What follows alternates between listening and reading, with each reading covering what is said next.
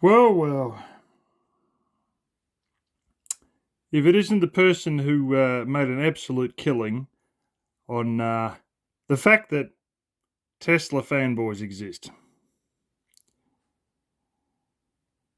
You know, Cathie Wood, people say a lot of nice things about her, and she got very lucky in the past, and I'm not saying she's the stupidest person, but this whole idea of jumping on every single idea that's a new idea, when it's well known that 90% of businesses fail, when some of these ideas seem great and quickly get overtaken, or they're just dog shit ideas. You know, like, what's that dickhead with the WeWork? Oh, it's a tech company and this and that, and get real. You're basically a real estate subletter. It's no different to a real estate investment trust. REIT, REIT. There's piles of them. But you know, it's a new idea. It's a tech company. Da da da da da. God blimey. It's all just hype and fluff. It was nothing. It was a landlord. That's all WeWork was. I rallied before once on what's basically an Australian version of Teledoc saying that it was just really a dead duck idea. A couple of young guys pumping it up. You know, really speaking, in case you thought Uber wasn't super high tech and you couldn't get things like, you know, DD and Lyft and other copycats that come out, Teledoc's even more so. I have had phone appointments with doctors before who have left me prescriptions. These weren't even video calls, were just literally a normal phone call off this exact phone that I'm using now. And well, here we go. 8 months ago, you know, it's going to go up tenfold. Right. So let's get this straight. You have a doctor's office and you have a way of billing people, and they have computers which they use Zoom on. I'll be quite honest. I have Zoom on this phone, and I've used Zoom on this phone, and so long as you can get a decent bloody internet connection, it's good. It's surprisingly good. You know, long and short of it is, if I have enough crap on my own phone and I was a qualified doctor, I could do this myself. How is this some company that's really going to, you know, do stuff that other people can't? It's simple as like Uber Eats and all that stuff. There's now a version of Uber Eats they got in Australia that's DoorDash that you probably all heard of. But you've actually got a feature under DoorDash where you don't own a car. You have either a bike, an electric scooter, and you can make money. This is not a joke.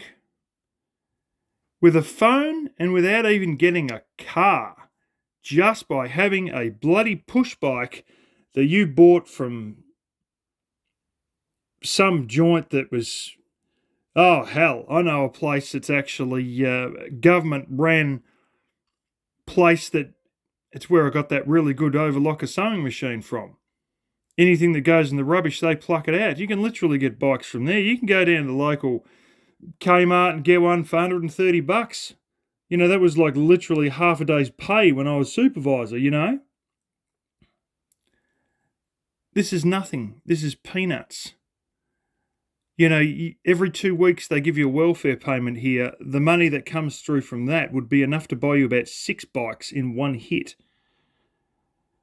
Therefore, it's not some magical thing that somebody else can't jump onto. It's only the actual conduiting of the jobs that's really got any value. The fact they can pull in a bunch of customers and resell it.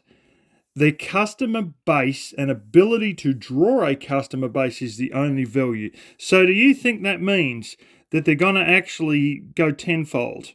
That they're going to rise 900%? Just hold on a second and I'll show you what's actually happened to Teladoc since this was all made. And there we go. If I get this to stop playing around. What are we going from here in the last... when it stops being a pain in the ass and actually starts functioning the way I want it to. It's just going to be a pain in the butt, isn't it? There we go, $75 US. And right now you're at $24.93.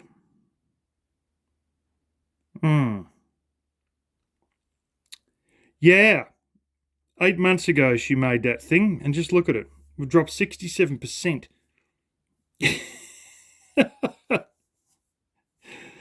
She's great at predicting things, but they turn out completely crap. She's great at getting a startup company, and it doesn't matter if it's a good idea, a stupid idea, or very importantly, an extremely easily replicated idea that somebody else can do and, cut it from underneath them, including people already in the industry, could easily undercut, existing doctor surgeries, existing health networks could easily undercut this thing. Because they already know everybody in the game. They already have people. In fact, they already even have a bunch of customers because we all have a local doctor that we generally go to, and that means that that doctor already has a customer base. And here we are, dropping almost 70%. This whole idea of just chasing the next big thing will not necessarily work. And when you actually look at Cathie Wood and how she's gone over the last 2.5 years, it's absolutely dog shit. She got lucky with Tesla, but she's actually lost more money than if you just put it into just like, NASDAQ or some sort of standard S&P 500 or something like this. Just one of your standardized run-of-the-mill industrials, ETFs where you've sort of, own a small amount of 500 companies or 100 companies sort of thing. Or if you just get the market as a whole, they've done better than she has. So she's gone backwards for the last 2.5 years. But everybody, looks at a couple of successes and she made and says it's great. But it's just this ongoing habit of saying, this is new, I'm going to jump on board, and this is going to be worth boom to boom. And she made this great thing with Tesla that it was going to go to $1,400. And even then, it went to like $1,000, and then it's dropped since then. And like it didn't even get to what she said. Not even close, to what she said.